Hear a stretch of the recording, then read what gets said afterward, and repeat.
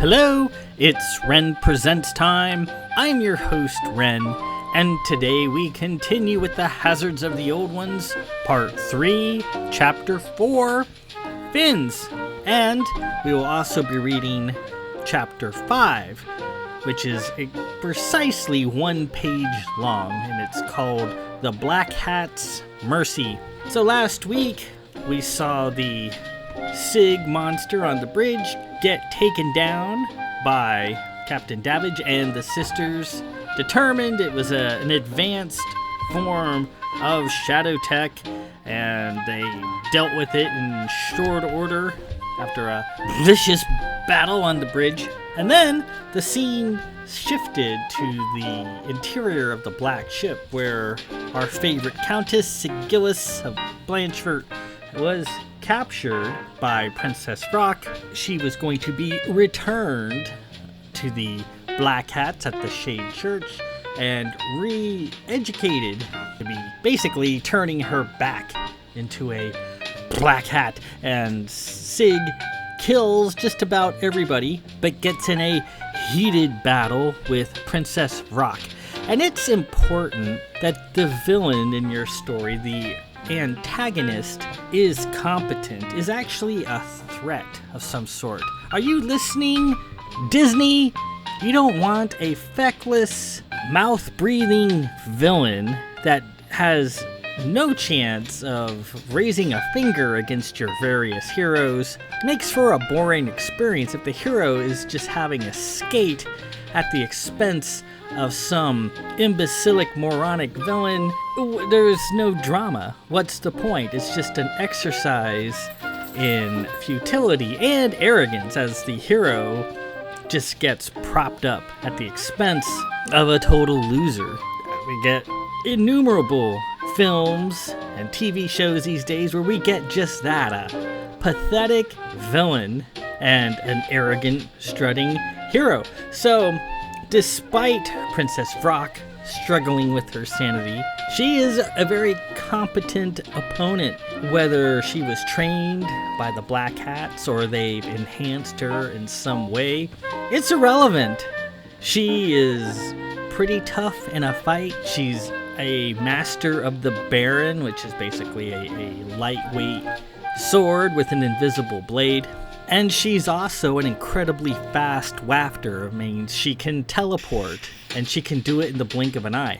Sig is incredibly powerful as an ex-Black Hat. She has access to all the Black Hat's various weapons. She has the point, the mask, the sten, and she has her silver tech, where she can create monsters or familiars that will do the fighting for her, or she can just send a killing blast in your direction and there will be nothing left of you but a slightly discolored patch on the ground.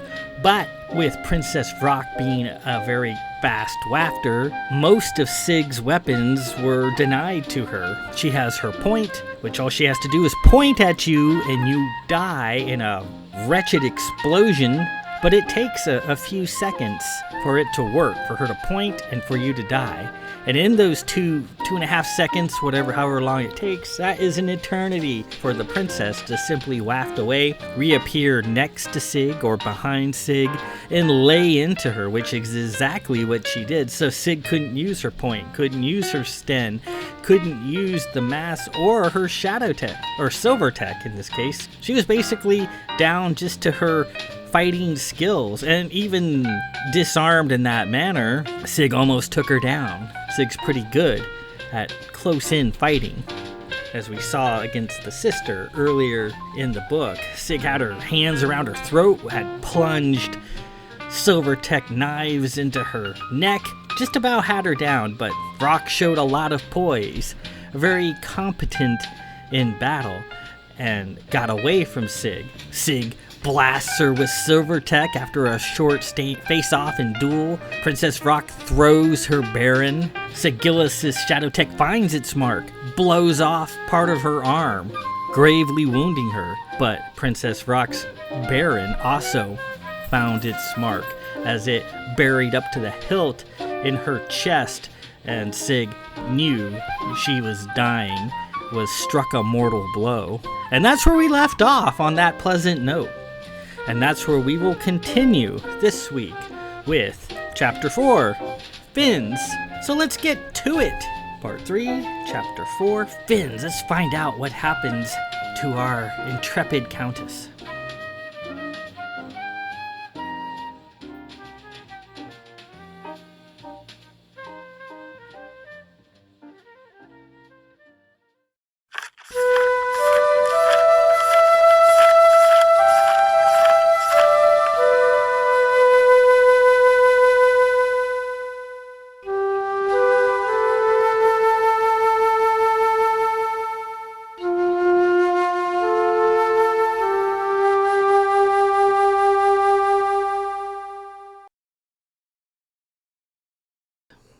Lady Poe of Blanchefort awoke in the damp, smothering dark. She didn't know where she was, nor how long she had been out. It must have been a while, but she couldn't be sure. She looked around. She was in a misty sort of dark, no light. The cool air was damp and heavy. She couldn't see. She had the impression that she was underground in a vast open space. She felt that there were unseen people all around her. She heard their shuffling movements in the dark. She knew that she was in deep trouble. Her face hurt. It ached. She touched it with her hands. It felt strange and lumpy. She recalled standing on Lord Haverill's rooftop that lovely day. The Merryweather girls in their pastel gowns. She remembered the black ship that came down and the dark surge. She remembered Lord Haverill falling dead and the blue-haired girl. She remembered throwing her off the roof on a Silvertech line, and she remembered the girl hitting her with the butt of her gun over and over. She felt her face again. It was swollen and painful. The shape of her face didn't feel like her face. It felt like an oblong melon. "Hello?" she called out, her voice echoing back. She heard a soft tittering of laughter in response. A bit of dirty light appeared in front of her in a circular pool. Someone was there, prostrate on the ground. Someone in a torn brown gown. Weakly, with swollen eyes, Poe approached the figure. "Sig? Sig?" she cried. Poe dropped to her side and shook her, but Sig's tiny body was limp, boneless, lifeless. Blood was seeping out of her chest. "Sig!" Sig moved a little after a moment. She opened her eyes to cloudy slits. "Poe, is that you? Dear Poe." "It is. It's me, Poe," she whispered. "Dying. I'm dying." Tears stung Poe's already painful eyes. You're not dying, Sig. You're gonna be just fine, I promise you. I'm gonna get us out of here." Sig's eyes closed. "Tell Dad how happy he made me. How I love him. How blessed." She grimaced. "Our son. He dies with me. I'm sorry, Dad." Poe lifted Sig's tiny body up and cradled her. The heaviness of grief was building up within. "My nephew is fine, Sig. Your son is gonna be a fine, handsome man. And I'll tell Dab no such thing. You tell him. You tell him yourself when I get you out of here." Poe kissed her clammy cheek. Sig didn't have long. She was watching the life drain clear of her. She looked around at the unseen people watching her. "Hello?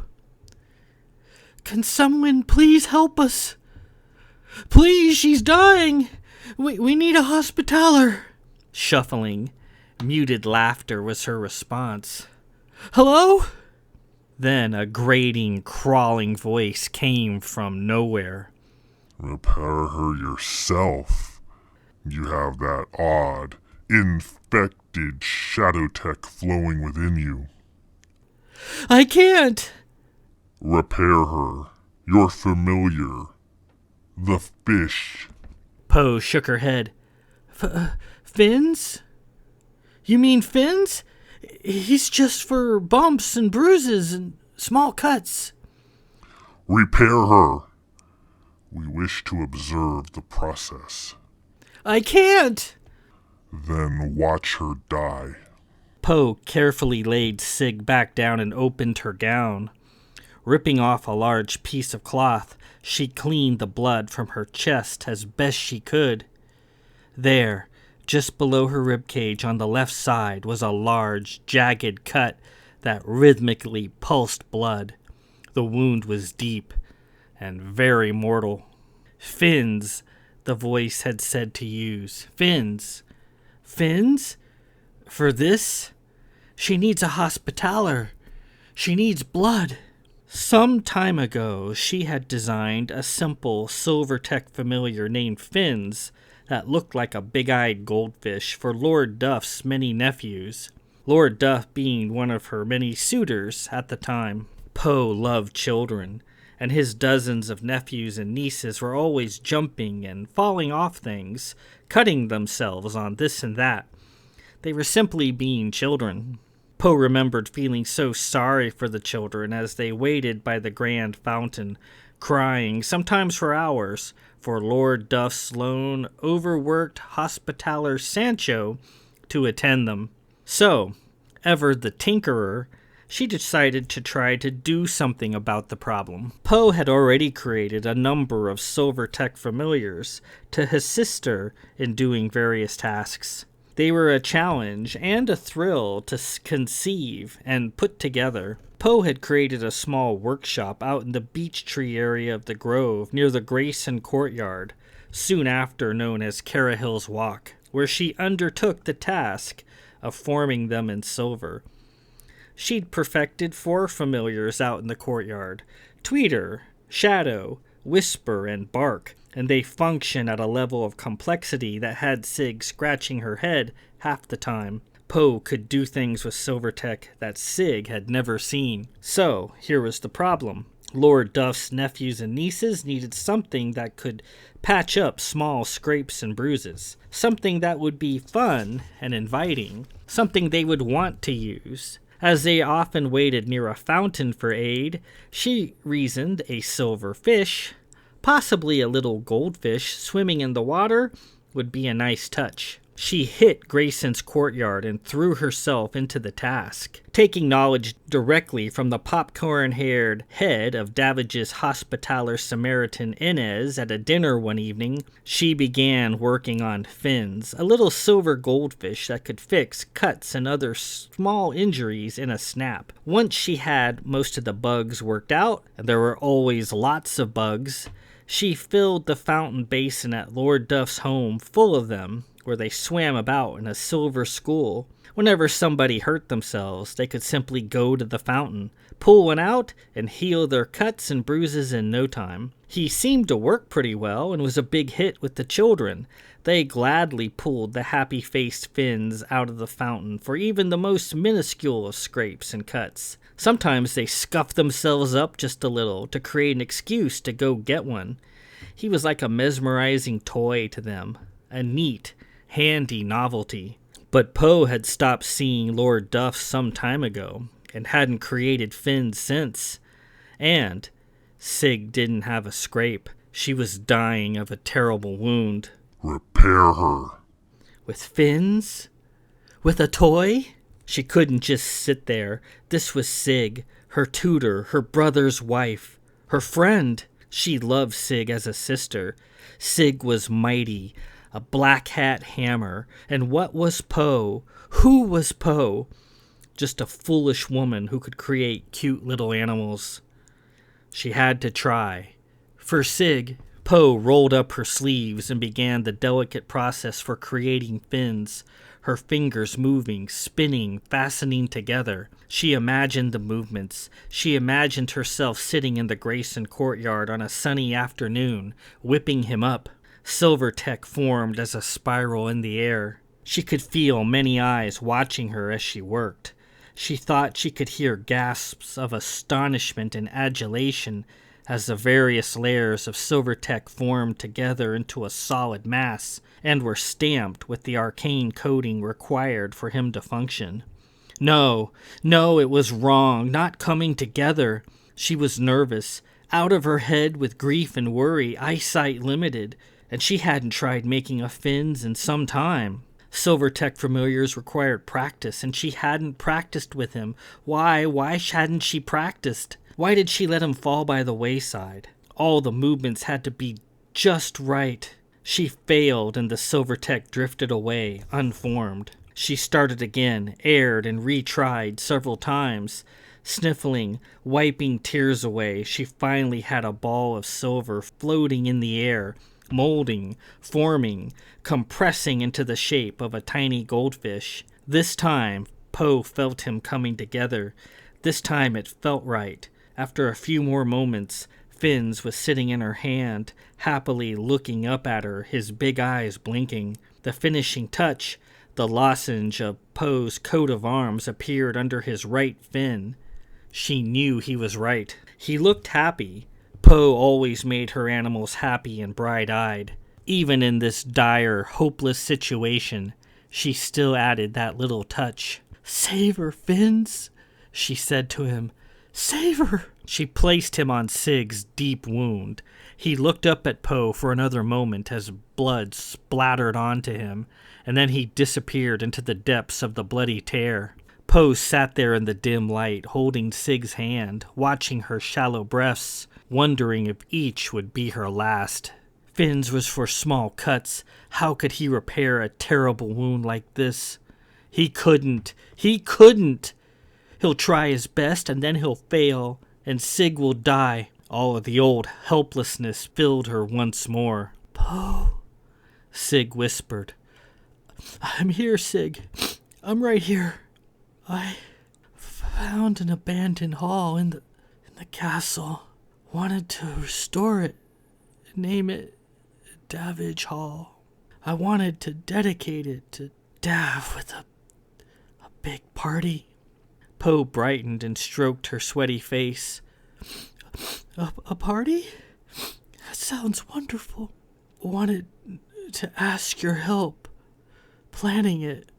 "Oh, yes, Sig. Yes, of course. I'll help. It'll be grand affair. The talk of the League." Sig's eyes closed. "And we'll have 1,000 guests, Sig. And those who don't make the list will be so jealous." Poe sniffled and wiped tears away from her swollen eyes. "So jealous." Sig was still. Sig, please talk to me. Sig!" Something moved in the darkness. Head on a swivel, Poe looked around. "Who's there?" Something spoke. "Come now, child. Why so scared? We aren't going to hurt you. Rather, we wish to help you." "Keep away. I'll defend us." "We are your friends. We've been waiting for you a long time. You are going to become what you were born to be at long last." "Sig!" Poe screamed, tears leaking down her face. Sig didn't move. The blood had stopped pulsing from her wound. Something moved toward her and grabbed her by the ankle. "Welcome home." Poe blasted a gout of Silvertech in the direction of the thing that had grabbed her. She was being dragged away. Poe clawed at the damp, stony ground, trying to find something to hold on to. "Sig! Sig!" she screamed. In the distance, still illuminated in the pool of light, Sig lay there, unmoving. There was nothing. In the dark, she felt the walls closing in on her. She was being pulled down into a tiny space. She recalled Sig telling her about the Black Abbess's church, about the tiny spaces she was forced to inhabit for years. Not being able to stand up straight and to be small was an advantage. Poe was not small. "You will not see light again for decades, someone said with glee. Something turned her over, and she was forced into a kneeling position, face down. She felt a pair of hot, crabby hands reach into her gown and settle on her ribs. Suddenly, she felt agony. Silvertech poured out of her mouth. It pooled on the ground in a bright stream for a moment, then trailed away. It went down a dark grate. After a minute, it was over. She was totally drained of Silvertech. She felt as if she'd had the wind knocked out of her. Terror filled her. All of the light drained out of her memory. Desperate, out of her head with fear, she felt for the small silver medallion at her throat. There it was, small, cool, solid. She touched it with her fingers. "Carahil!" she cried. "Carahil, help me!" She was pulled into a tiny hole in the dark. "Carahil!" Davidge, Inez, and Lieutenants Larson and Verlin walked into his office. Davidge was uncharacteristically unsettled and rank. It must have been when she was shocked by the black ship. That's when she must have been taken somehow and replaced with that thing out there. Inez got a scanner out of his pocket. "I see a bit of residual energy, Dav, and I'm detecting a trace bit of shadow tech, but that's all." He adjusted his winged silver helmet and looked at his readings. Verlin knelt down and examined the floor. "Sir, I've recently reviewed several Science Ministry bulletins regarding the functionality of the matter teleportation device being installed on the new Triumph class of ships. In theory, an instantaneous teleportation is possible, but requires a tremendous amount of power and requires a direct connection to the endpoint." "Yes," Larson said. "However, such an operation discharges a great deal of energy." Davidge thought a moment. "As the Countess was incapacitated, I recall seeing a bright flash, and of course, she was directly in contact with the black ship via her Silvertech strand." He lit his sight and looked down at the floor. Verlin and Larson watched in admiration. "You have the sight, sir?" "I too have the sight," Larson said. "Then if you would be so kind as to assist me." Larson lit his sight in a very blue-tinted glow. "What are we looking for, sir?" Davidge scanned the floor, his golden gaze panning this way and that. "I'm looking into the past, Lieutenant." "The past? With the sight?" "Indeed, I hadn't thought that possible." It is. Larson extinguished his sight and got out of the captain's way. "It's one of the aspects of the sight to be able to see things that happened recently," Davidge said, gazing at the floor. Larson shook his head. He stopped and knelt down. Here, Lieutenant, right here." "Do you see something, sir?" Larson asked. "Yes, I see my Countess lying on the floor. Here is the flash, and here I see two of her occupying nearly the same bit of space for the briefest times. One my Countess, and the other the Shadowtech fake." Davidge calmed his sight and looked out the window. "She's on that ship, Lieutenant Verlin.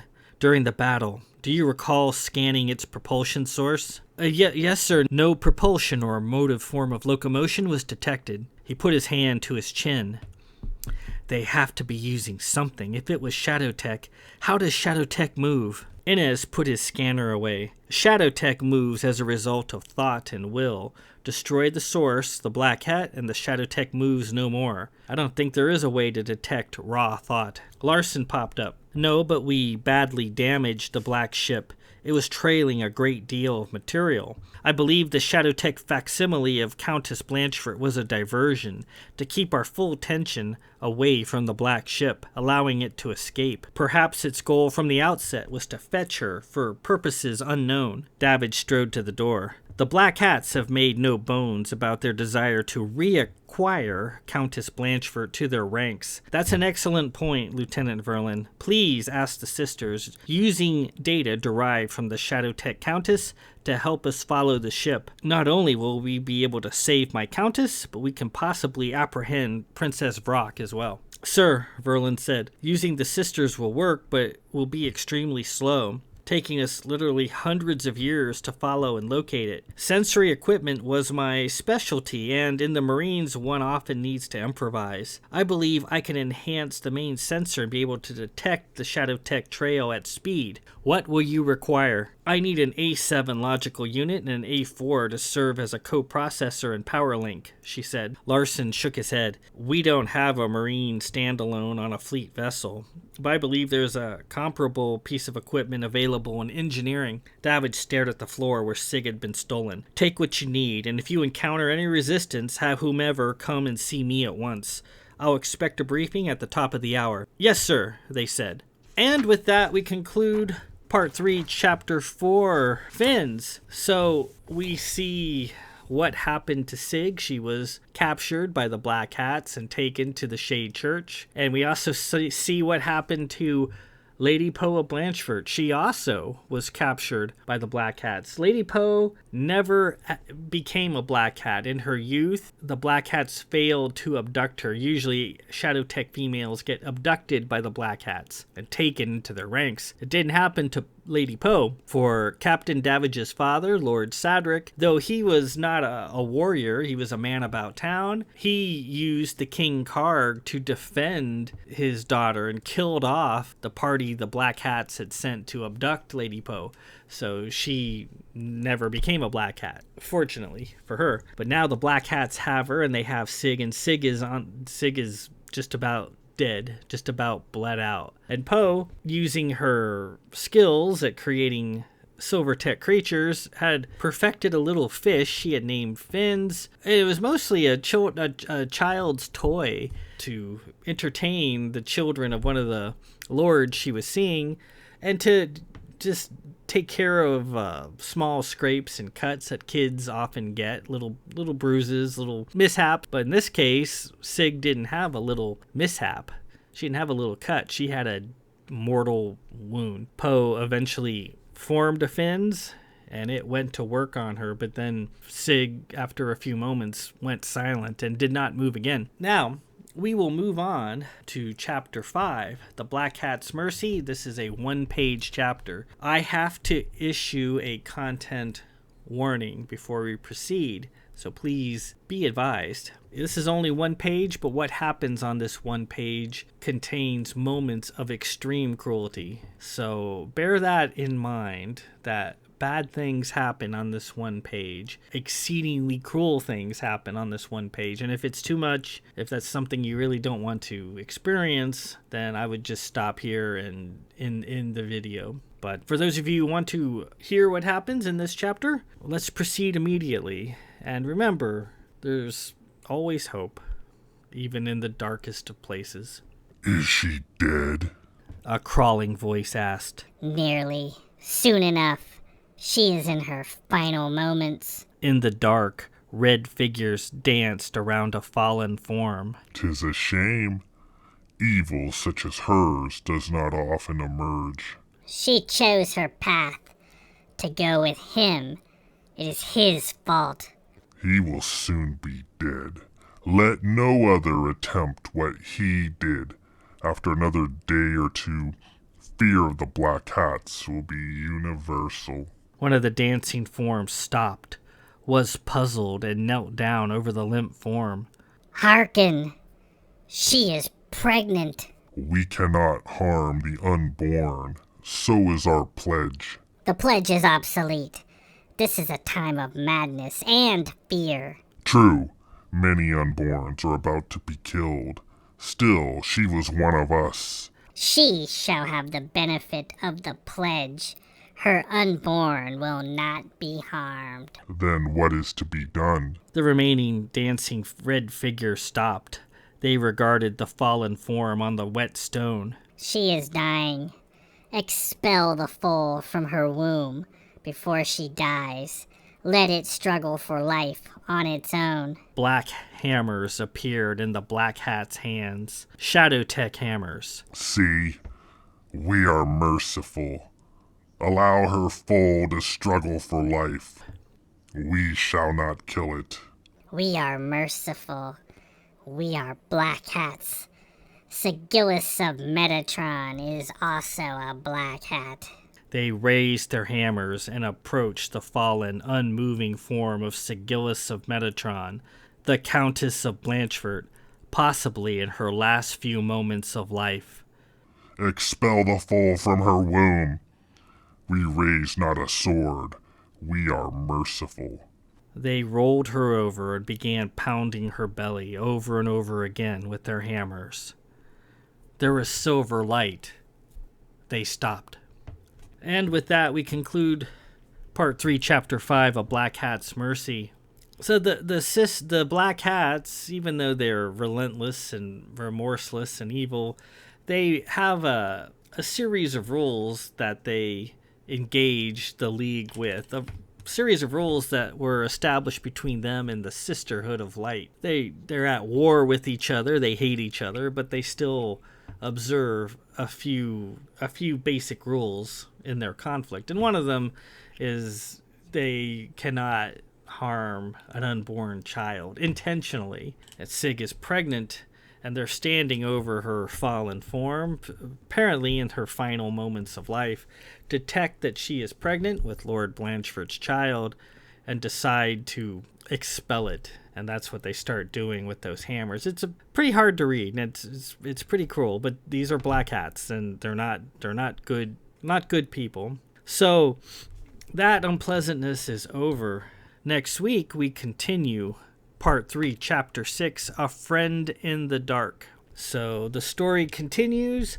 The hunt to locate Countess Sygillis begins, and Poe's torment in the Shade Church of the Black Hats also is ready to begin. And we will see how the story unfolds next week. As I mentioned, Part 3, Chapter 6, A Friend in the Dark. Until then, this is Ren Presents. I am your host, Ren. Peace out.